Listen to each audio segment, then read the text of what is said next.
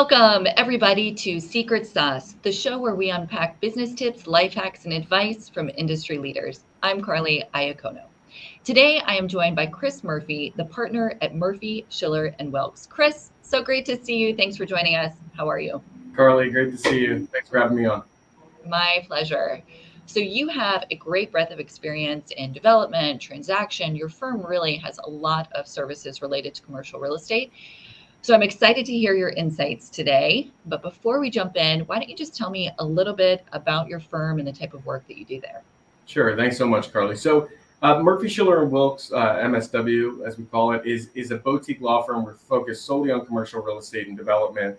We handle all aspects of commercial real estate and development, acquisition, sales, leasing, finance, environmental, property tax, land use and redevelopment. I am one of the founding partners of the firm. I run our land use, zoning, and redevelopment practice group. We're very active in the New Jersey and New York markets. On a transactional side, we do work nationally for some major private equity clients, acquisition, sales, leasing, and finance work. And we've been growing steadily. We have 16 attorneys based in our Newark, New Jersey office, about 23 people total. And we've been very fortunate. The market has been very receptive to our model, and we've been growing rapidly. Glad to hear it.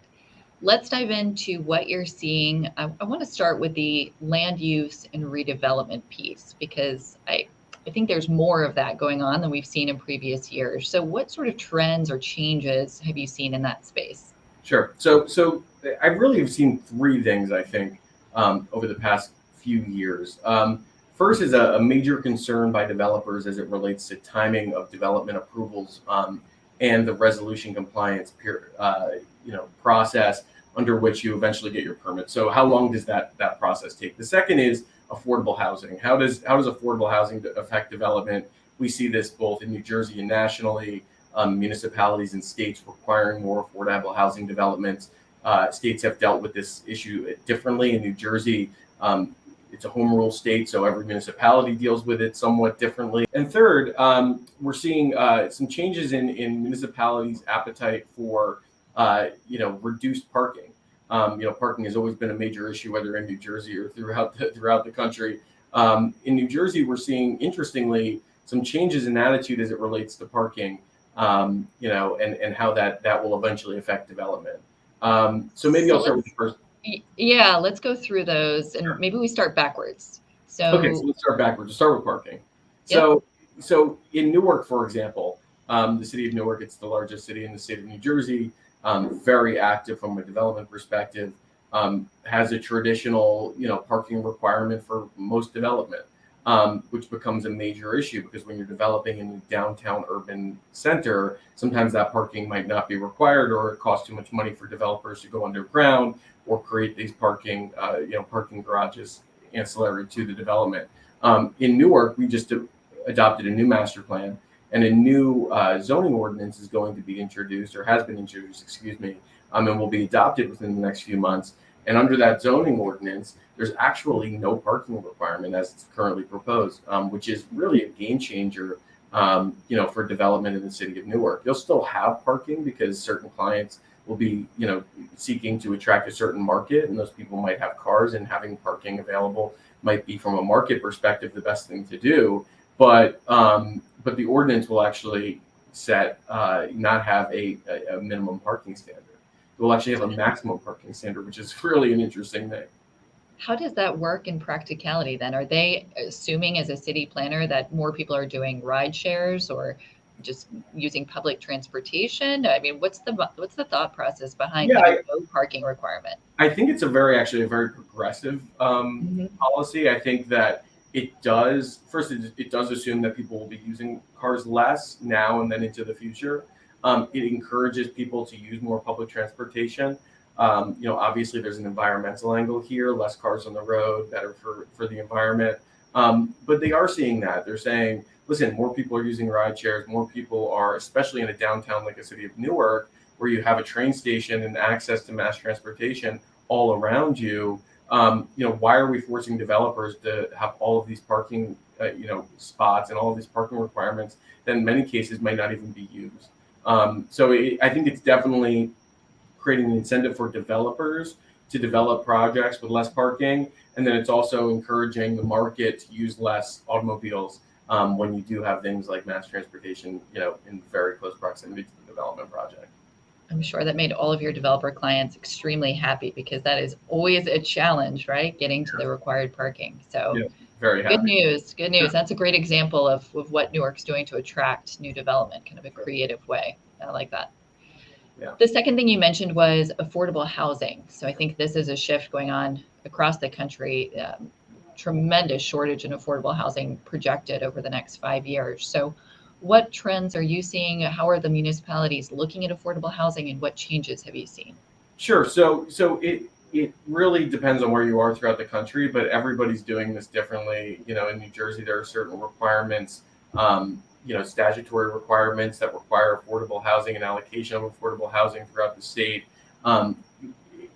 California, interestingly, has this really a builder's, rights remedy that if you read about what they're doing out in California, the municipalities were required to create certain districts with affordable housing, and they were doing things like putting an overlay zone over a shopping center to, and that's where their affordable housing would be. Well, the courts came back and said, well, that's not, you're never going to redevelop that. There's, this is a Class A retail center. You're never going to develop affordable housing there. You haven't met your obligation. So municipalities now in California, if they're not able to come up with plans to allow for real affordable housing development, developers are able to build really whatever they want. It's really a fascinating development in California. They have no zoning in many cases for residential development, and if those have affordable housing elements to them. No zoning whatsoever. You can go in, you submit your permits, and you can build your 15-story building in, a residential neighborhood. It's very fascinating. In New Jersey, it's dealt with a little bit differently, and there are builders' remedies. But cities are very much, a city like Newark and Jersey City have affordable housing ordinances that require a certain amount of affordable housing in every new development.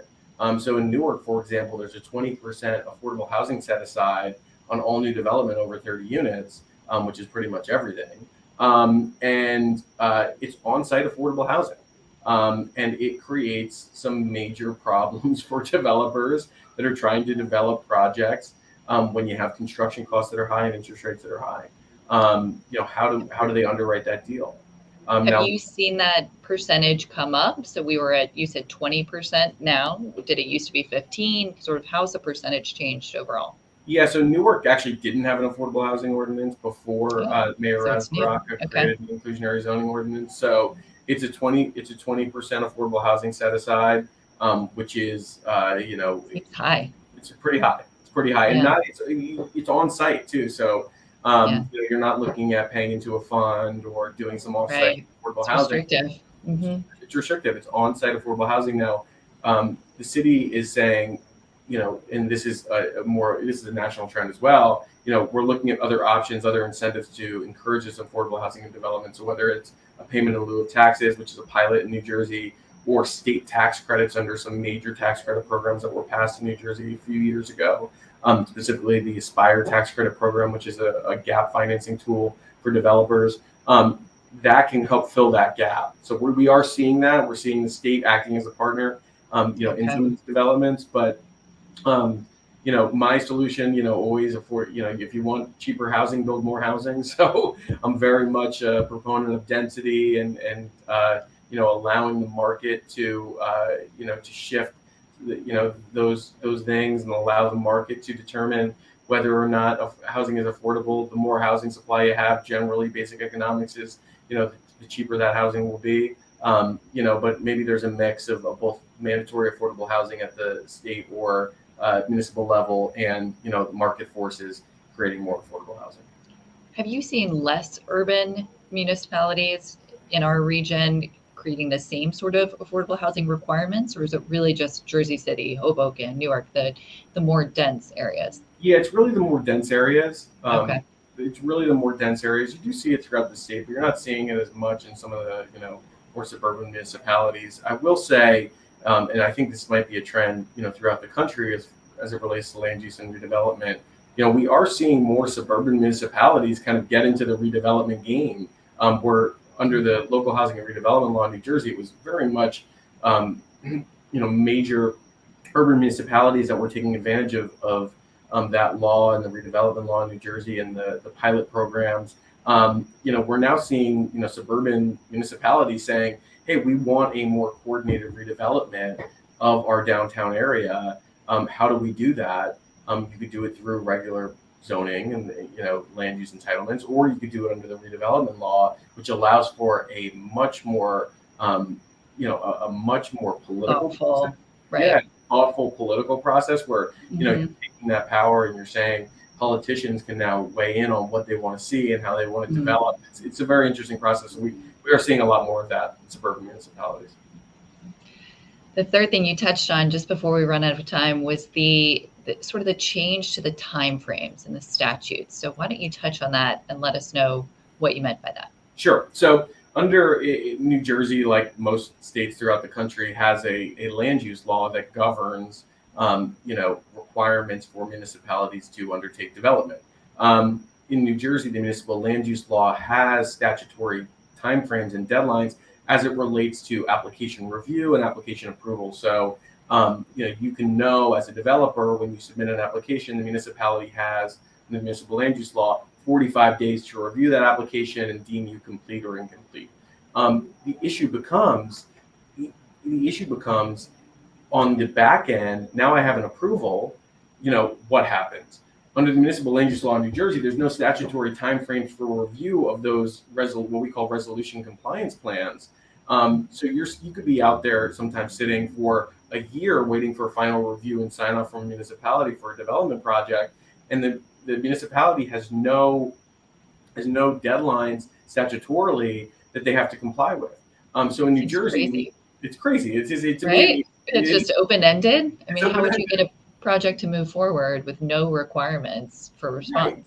Right. You have to have everybody on board. Yeah. So, which never happens, of course. Which never happens. So how is this changing? So I hope it's there changing.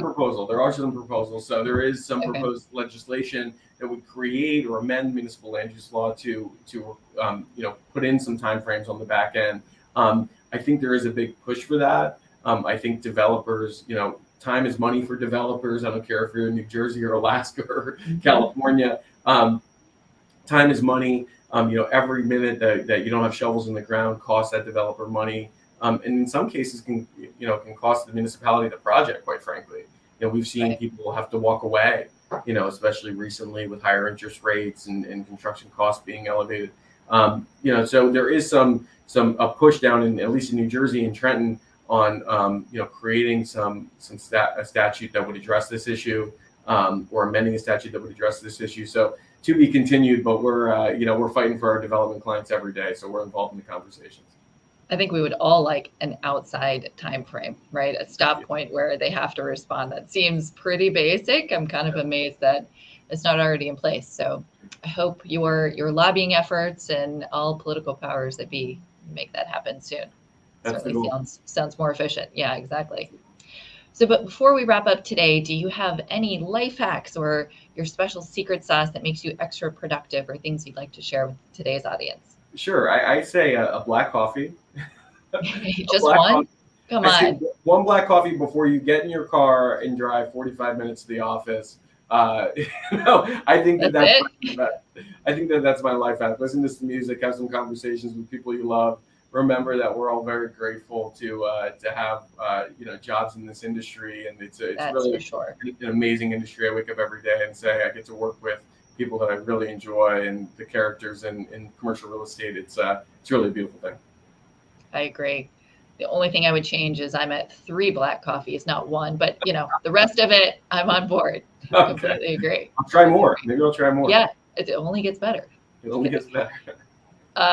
This was great. I appreciate your insights into land use and development, and thanks for sharing the background on your firm. I'm sure everyone got a lot of value from that and can certainly reach out if they have any follow-up questions. So Chris, thank you so much for being a guest. It was great to see you. Thank you so much, Carly. My pleasure. To everyone listening, that was Secret Sauce. We hope to see you again very soon. Take care.